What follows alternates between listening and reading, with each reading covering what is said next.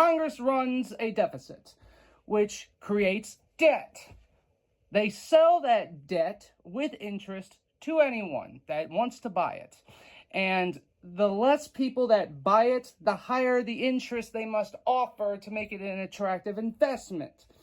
Now, the Federal Reserve sits there, and they always buy the debt, and they charge us interest on it.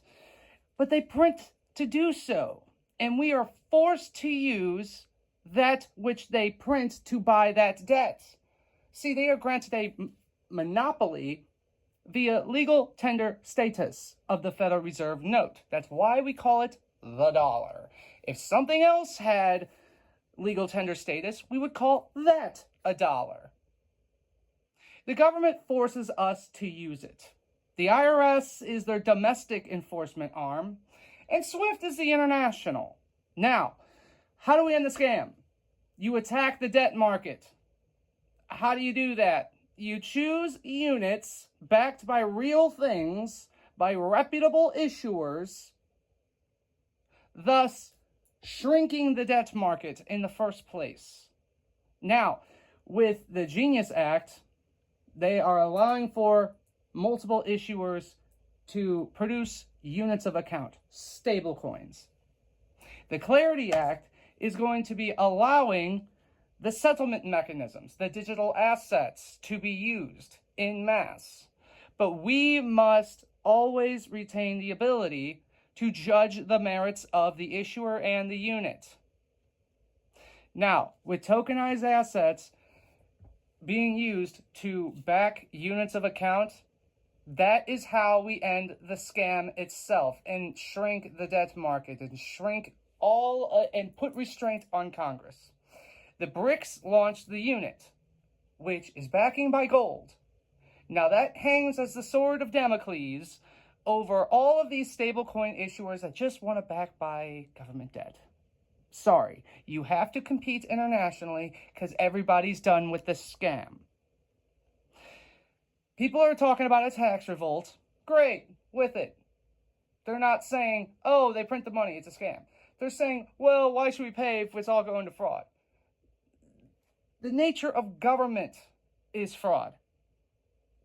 Power corrupts and absolute power corrupts absolutely. And when you give them this type of architecture where regardless of how much they spend, there's a buyer for it, that is the problem. We fix that by having issuers backing their unit by real-world assets, and we choose. You introduce competition to the issuance of units of account, backing by stores of value, transmitting over a decentralized method of payment, a platform, through a neutral means of exchange in order to settle on whatever the recipient wants. That is the solution.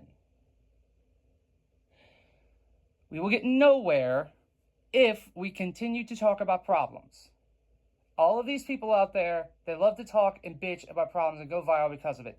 This is a solution that needs to happen for all of us to end this god-awful system that we're all trapped by, because the inflation will keep going up regardless of whatever growth or anything else that they want to do, because the Fed note is being abandoned en masse internationally.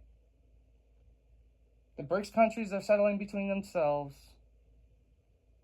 None of the trade deals have Fed notes as the primary unit to be settled in.